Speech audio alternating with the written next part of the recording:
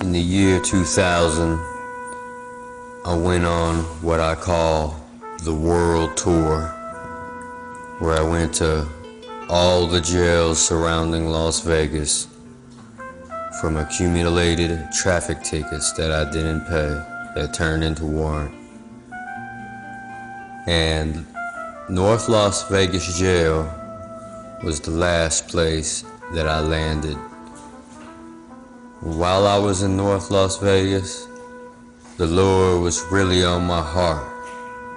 So upon getting there, I asked the jail guard for a Bible, and he came back with the New Testament and Psalms Bible, put it in my top pocket, and read it before bed. Well, one night I was reading my Bible, and then they called break time, so I went out where everybody else was and was trying to play cards with somebody, but nobody knew how to play this card game that I used to play called Casino. So I went around asking people, no one knew how to play it. I look across the jail and I see this brother sitting in the corner playing cards by himself. So I walk over to him and I asked him, hey brother, you know how to play Casino? And he was like, yeah, I know how to play Casino. Have a seat. So I sat down next to him and he was like, are you still having those nightmares? And I got some chills down my back, and I looked at him and I said, what you mean? Those nightmares. And at that moment, I had so many chills running down my spine. The hair on my arms was standing up, because the night before, this night here, before we went to bed, the night before, I was reading Revelations in my Bible in bed before I went to sleep. And, well, I started dreaming that I was looking at a green pasture, and I was looking around, and I turned around and I saw this like a log cabin style house, sitting in a real green pasture. And this house had big windows in the front and trees all around. And I looked and I saw my best friend who was killed. And he took me by my shoulder and started walking with me and showing me his house in heaven. So I'm looking, and he asked me to come in, and I came inside, and now I'm looking around his house, and his house don't have no furniture. It's just marble or gold floor, really shiny gold floor and windows.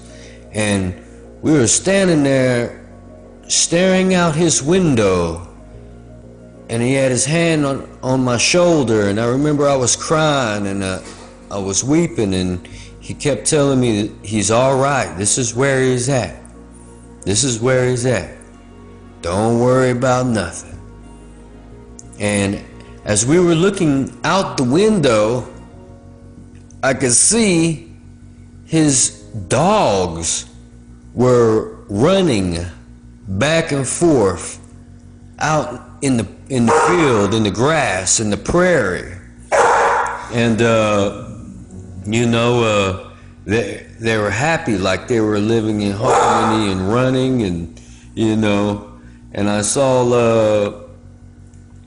saw this wooden log fence all the way off in the distance.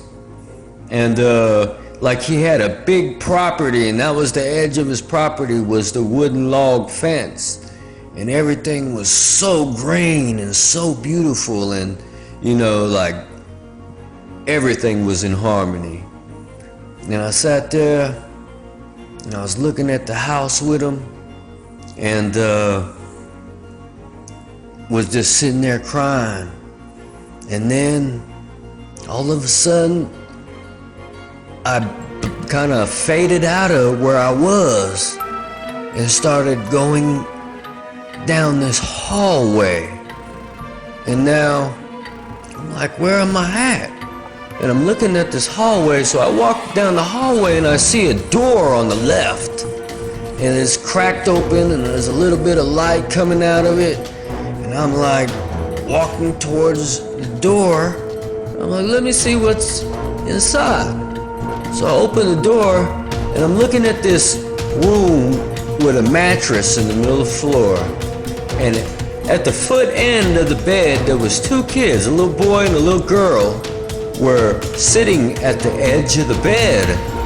And they, as if they were watching TV, they were watching a mirror that was set in front of them on the ground, like someone pulled it off the dresser and set it on the ground. And they were sitting in front of the mirror, and there was a woman in the mirror, and it looked like she was floating like in water, and she was beautiful.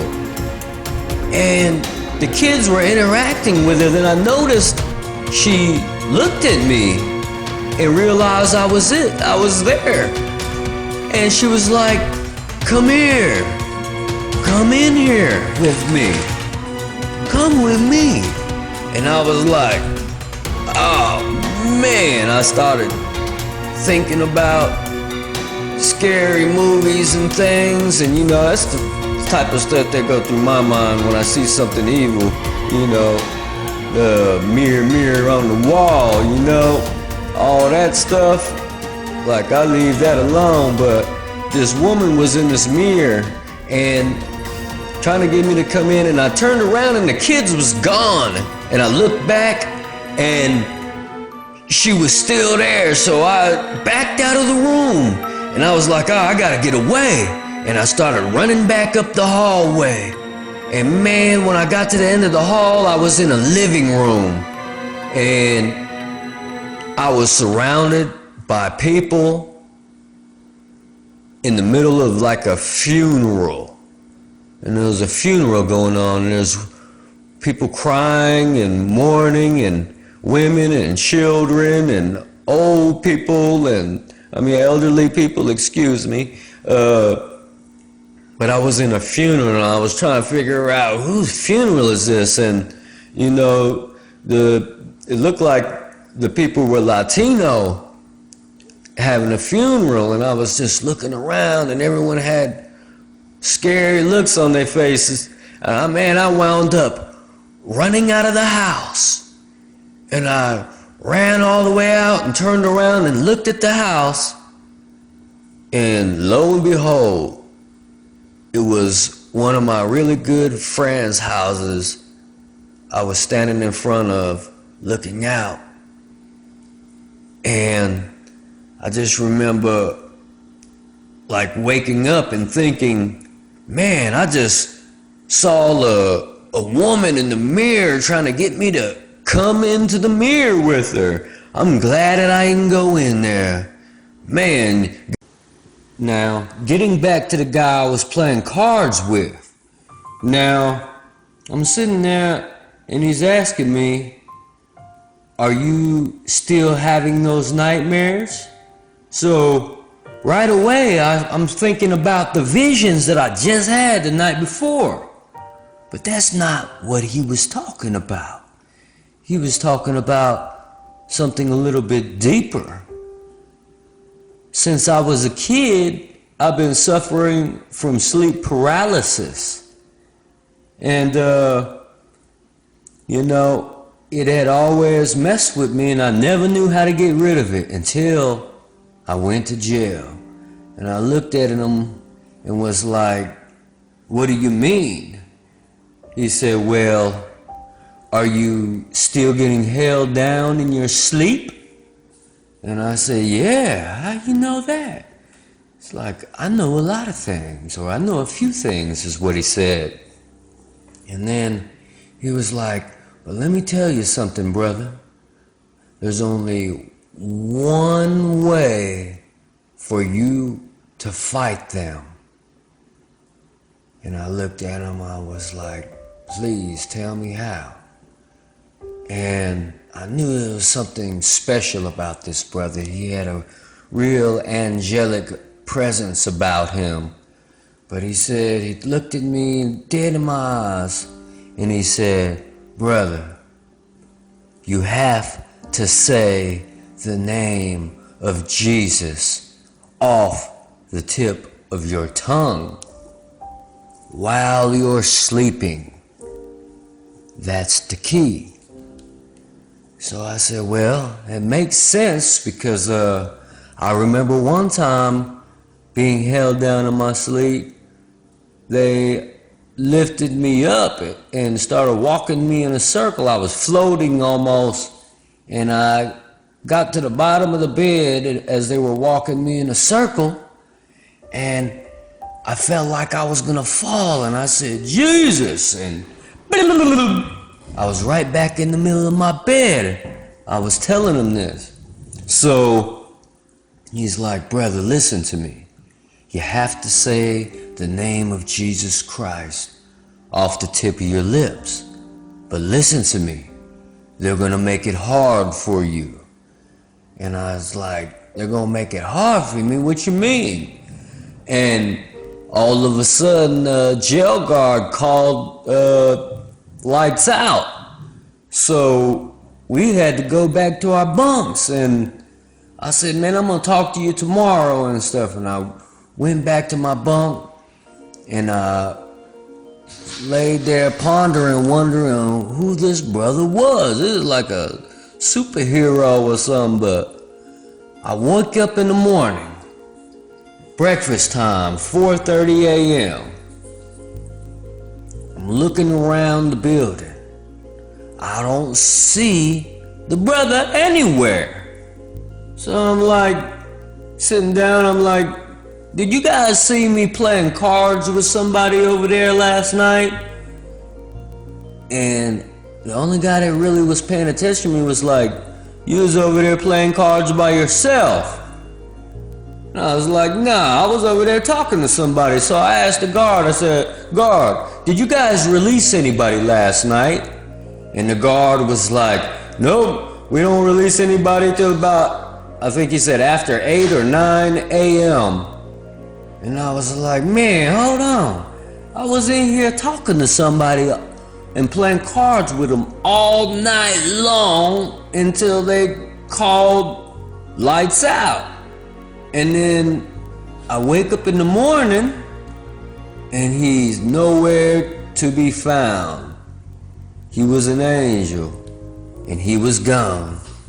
And I was like, man, that was crazy. And so like ever since then I started really believing in angels and things, you know. I know that God had sent him to me to tell me how to fight this evil spirits that I've been fighting since I was a kid.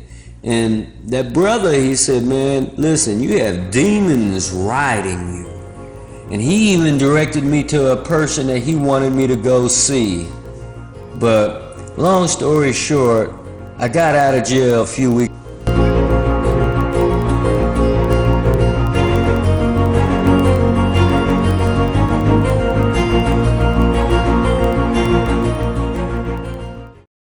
Okay, everybody, this is where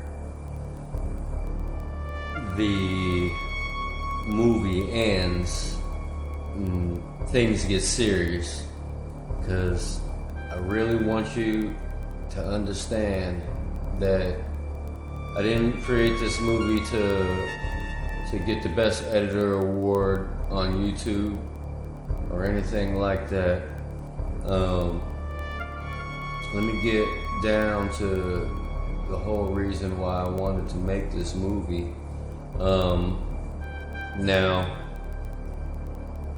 I went to jail and I had those visions, and I met a brother in there that I believe was an angel who showed me how to fight these demons riding me. This sleep paralysis is what the medical world calls it, you know.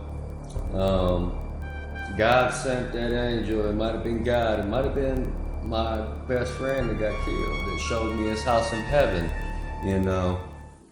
But what I want to tell you, I want to finish the rest of the story up close and personal with you, so you can really, really understand and really feel how serious this is. This is not a game. This is not a joke.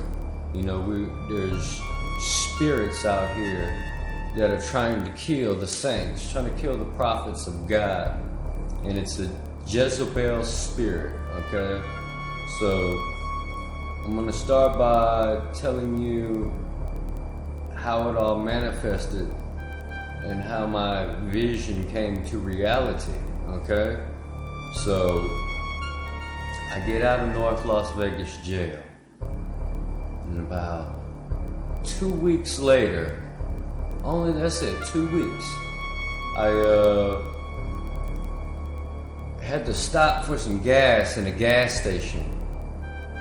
And I went in, paid for my gas. And another thing about this, y'all, is back in 2000, you know what I'm saying? I was a little more than a player, if you know what I mean. You know what I mean? I always believed in God. I always knew God was real, but you know, I was lost in the world, young and crazy, doing all types of things to make money and to get the girls, you know what I mean? So this time I was in a lot of, I wouldn't say competition with my other peoples But you know, it was a big game going on and stuff, you know. So we were always trying to knock and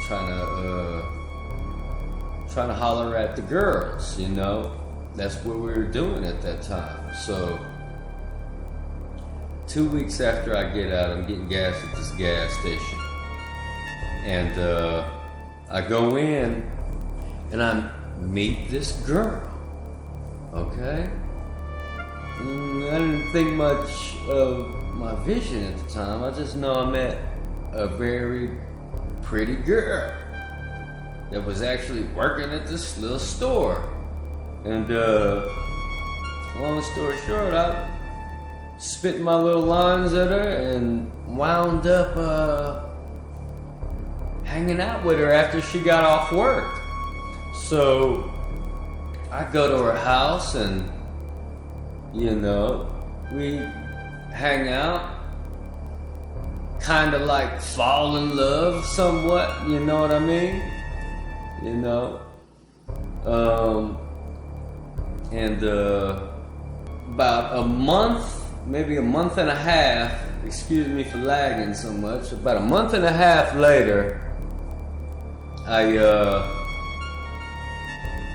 I moved in with the girl. Okay? I moved in with this girl and wound up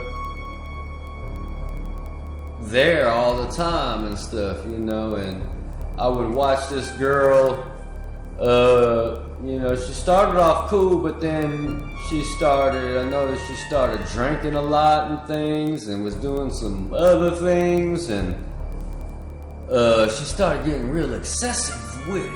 And, you know, even though I lived with her, I still had my mom's house at that time, so I could always go home if I had a problem. But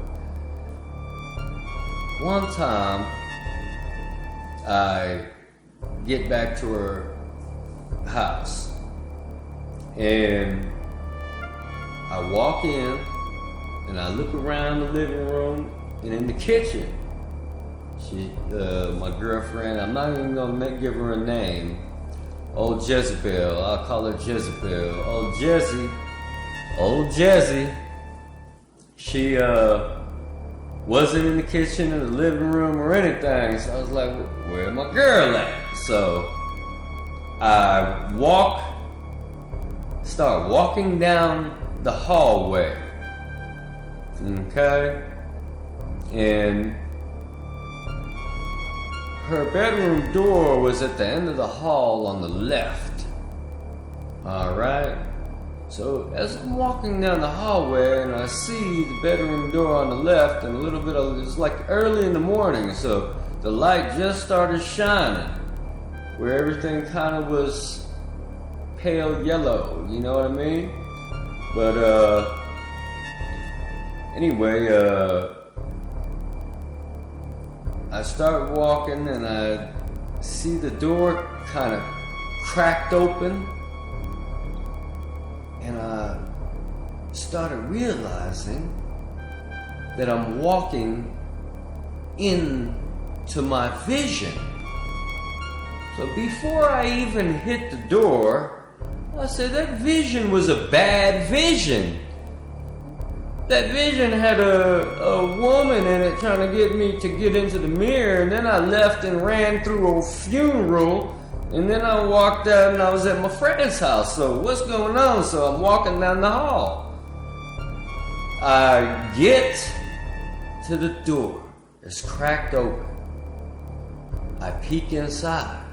Lo and behold, she took the mirror off of her dresser and she set it on the wall right there in front of her mattress that was on the floor. But anyway, when I walked in, I saw the mirror sitting up against the wall. And then I saw her sitting on the floor, Same direction as the kids would have been facing looking at that mirror. She's sitting on the floor, and parental discretion is advised, she is playing with herself. So maliciously, so violently, that the white of her eyes was all that was showing. And she had this grin on her mouth, like she was really evil. And she was looking in the mirror, and her face was shaking back and forth like this. And she was eyes wide, rolling into the back of her head. She was playing with herself. And I walked in, and this is real life, y'all. I walk into this girl's house I moved into. You know what I'm saying? I walk in, go down the hall. She's playing with herself. Really possessed like, should I say. And I was like, man. And I hollered her name. Jezzy. And she didn't respond. I said, Jezzy. Still didn't respond.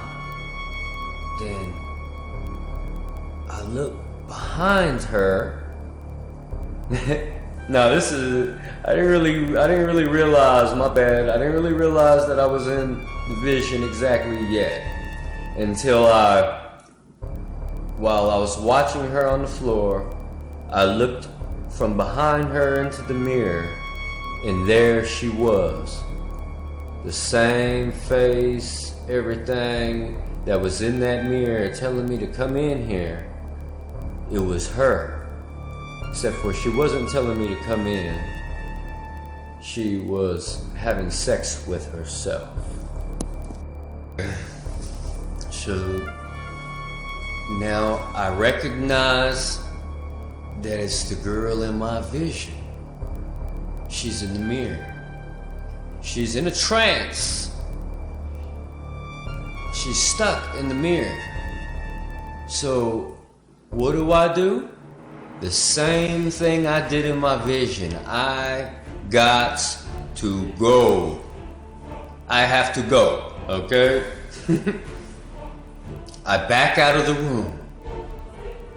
I go down the hall, except I moved in with her halfway, really. I had 2 outfits that I had brought with me to when I moved in, because I really had a shaky feeling about her anyway. I had 2 outfits, and they were in the room next to her room. So I back out. I go into the room next to her, grab my 2 outfits, come out the room, start running for the front door. Lo and behold, guess who's in front of the door naked with a pair of scissors? "Where are you going?" she said. I knew that God showed me that vision for a reason, and I said to myself, I am not going to die in here today in the hands of you, Jezebel. And I looked, there was an ironing board with an iron on top of it. And she has scissors in her hands, like, "Where are you going?" You know? And boy, if I didn't grab that iron off that ironing board, I said the B word. "B, come 1 step closer to me, and I promise you I will clobber you."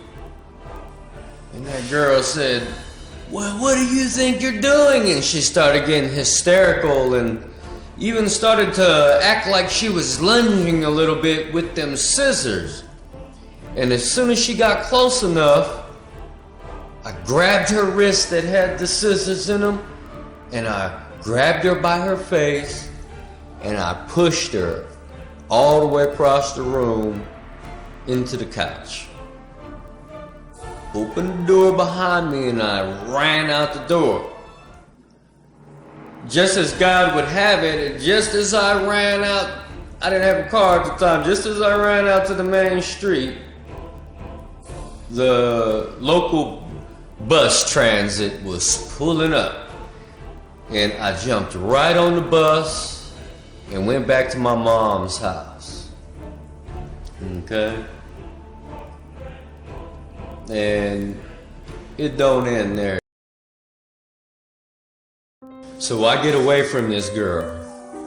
I go back to my mom's house. Something was going on to where I was like gonna go visit my sister that month. And about a week and a half later, I wound up going to my sister's house. But before that happened, 2 days after I left that girl, she came. I had a car, but it was broken, and I was around 21 at the time, 22. My car was broke down. I had an Eldorado, 81 Eldorado Baritz with a steel top on it. You know, I had it going on with my little car, but 2 days later, I wasn't at home. My brother called me up at 6 o'clock in the morning. Your car is all smashed up out here. I woke up when I heard the windows crashing, and I looked down there and I seen about 9 or 10 people wearing black running around the car, tearing it up, throwing eggs at it, shanking the tires, breaking the windows. Within the 5 seconds that my brother woke up and was looking down out his window, he seen that happening, and everyone faded off. And I came home and my Cadillac was smashed to bits. And I said, ooh, this demon girl right here. So it was early. I was like, I'm gonna go to 7-Eleven, get me some coffee. I'm gonna come back, clean up this mess, and see what I can do. So I wound up getting that car towed while I was at 7-Eleven. Police came by and towed my car. What was crazy, I wasn't even done paying for this car. I was making payments on it. And I wound up getting this guy's car all smashed up, you know, behind this crazy girl. But it don't stop there, y'all. It gets deeper than this, okay? So about a week and a half, 2 weeks later, I'm in the Bay Area visiting my sister, and I'm like, I'm gonna come out there and visit you for a little bit. So I was planning on staying for a month, or if I liked it enough and I established myself, I was gonna move out there. But anyway, long story short, I'm out there, Santa Rosa, California, and I'm in my sister's house. I get a phone call from my uncle in Vegas. He's like, man, you know, he was my homeboy, my uncle. You know, we was doing the same thing I was doing. You know what I'm saying? We were all doing the same thing at the time. But he called me up and was like, man, guess what? And I was like, what? He was like, our boy got with that girl that you was with. And I said, man, what did you just say? He said, man, our boy just got with that girl and stuff, man. I said, man, check this out. He don't know what he's doing right now. He don't know who that girl is or why I left her. But she probably caught up to him on purpose. You know, she's probably trying to get at my friends and stuff, you know. But at that time, like I said, me and my friends were competitive, so, you know, I think he felt like he was kind of, he knocked my girl from me or something, you know? But anyway,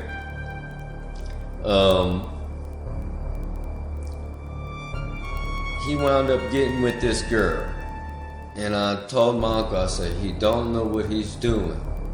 Listen, I jumped out of the devil's shoes, and he just jumped right in them. I said, I left that girl for a reason, I told my uncle. I said, I left her for a reason. I said, I had a vision of her, and I started telling my uncle about my vision, okay?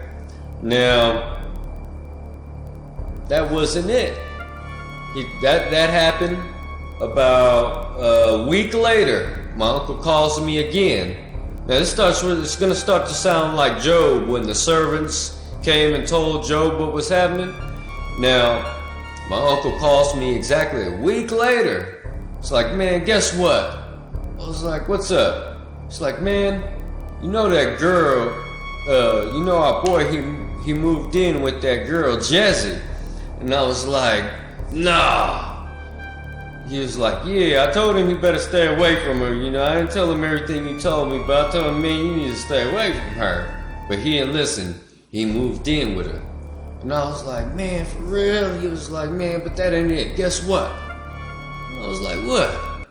He was like, man, our boy's mom died. And I said, what? Man, that ain't all. Guess what? It's like, what? Our boy's dad died too. No. Man, they both died in the same week. And then I was like, man, I gotta figure something out and come back to Vegas and stuff. But man,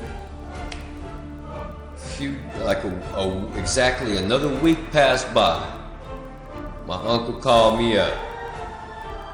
Man, my nickname's Philly anyway, back then and stuff. It was back in the world. It was like, Philly, guess what? I was like, what now?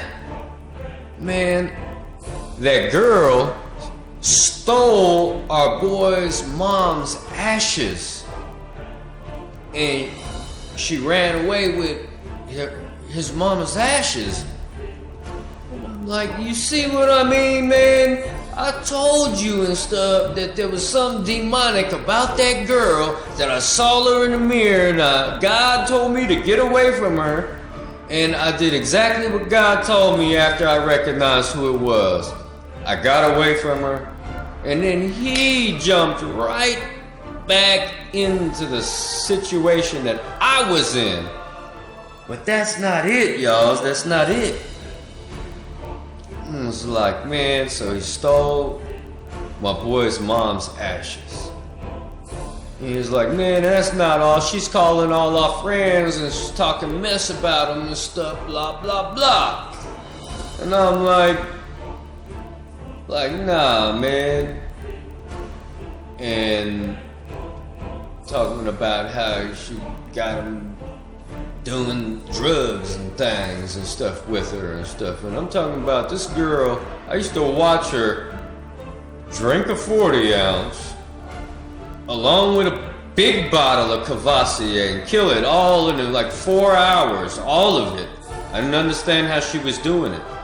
Then she was also smoking weed. She was doing all these drugs that a normal person would have passed out. A normal person would have died, but this is a girl that would be like, gotta drop my daughter off at the babysitter right after she just drunk those 2 bottles and stuff. And not, you know what I'm saying? This is like, I'm just now seeing this with her in this alcohol and the drug thing. So I was like, you know, like, man, she got a demon driving her because none of that stuff is affecting her. And she drive across town perfect, not even a swerve. I said, yeah, she's being used, but exactly another week later, y'all, and I'm not lying to you, I'm really telling you the truth here, because you need to hear what these spirits are capable of, you know. Another week let pass, and my uncle said, man, you would never believe this. I was like, what? He said, that girl, Jessie, stabbed our boy all up and down in his back, in his chest or whatever, with a pair of scissors. The Jezebel spirit is real, y'all. And it's not the actual Jezebel, because God said himself that she'd be ate up by dogs and crapped out on a dunghill. You know what I mean? So, you know, we really need to be aware of what we're doing and who we're dealing with and who we're sleeping with, and you know, you need to really be mindful of God, especially when it comes to visions and dreams. You know, I had to share this video with you because it may help somebody else recognize something, you know, by something that I said, you know. And that was me back in the day. I'm a straight up Christian now, you know what I'm saying? I believe in Jesus Christ with all my heart, you know what I mean? He was raised on the third day, all that, you know. I've been baptized, you know, and after that stuff happened in around 2002, I started really going into church. That's when I started, that's what ran me to church, y'all. The sleep paralysis that been messing with me my whole life. All the answers were coming out of the Bible. So I was like, you know, I need to read this Bible and see what it's talking about. And I started to read the Bible, you know, and I was reading it a little in jail. That's what I'm saying. You know, I was reading that little Bible in jail, and I was seeing other things, like I had visions of the rapture of the whirlwind and stuff, you know, and you know, I had that rapture vision, man, you know, and saw all the things about the whirlwind and the Bible, and you know, the speaking in tongues and things. And please check out my other videos. It's kind of late. I'm a little tired now. You know, I've been working on this video for about a month, but you know, on and off with the time that I have. But you know, I love y'alls out there. You know, really look out for this Jezebel spirit, y'alls. You know, she's manipulative. She'll put you in a dream-like state, like in a trance. You know what I'm saying? And right when you're slipping now, a good thing about this, everybody, is that my friend is still alive today and stuff. But he really learned a tough lesson. I learned a lesson out of it. You know what I mean? But you know, God gave me a vision that saved my life. You know what I'm saying? So maybe you'll have a vision, or maybe you've had a vision that has saved your life. And feel free, if you want to share any of that stuff, you know, you can definitely share it on my channel and let me know. Send me a message, email, however you want to do it, you know. But God bless each and every one of y'all's out there. Keep your eyes out and open. I mean, keep your eyes open. Yeah, I'm getting tired now. God bless everybody. Remember, you're the heads and not the tails. If God could use me, He could use you too. Amen.